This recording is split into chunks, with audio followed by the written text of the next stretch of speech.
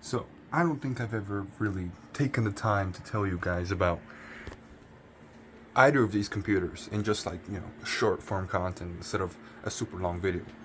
So, this computer right here is a custom build and by far the fastest computer, excluding my laptop, here. It has two Xeon E5 2697 V4s running at 2.3 gigahertz, and each of them has 36 cores and 72 threads.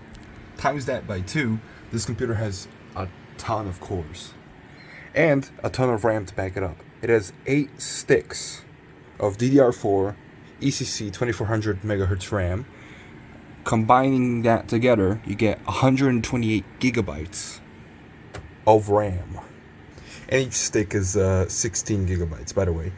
Down here, we have my GPU. It's the RX 580 2048 SP 8 gigabyte variant with a slight overclock and 50% more power because it can get enough power from the PCIe slot and this bad boy.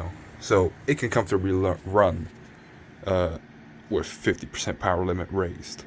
It used to have 3 SSDs, one that's in the other side of the room, and an M.2 SSD from Samsung. I think it's I'm not sure what it is. I think it's a 970 Evo. I know it's not a Pro drive, but I'm guessing 970 Evo because it is PCIe 3.0 X4. But yeah, the remaining SSD in here was either my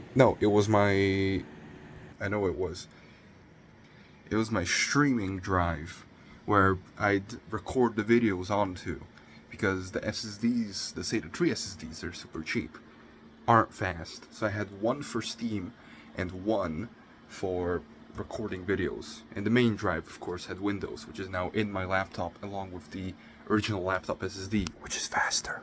But yeah, good computer. X99 motherboard, of course, from good old eBay instead of AliExpress.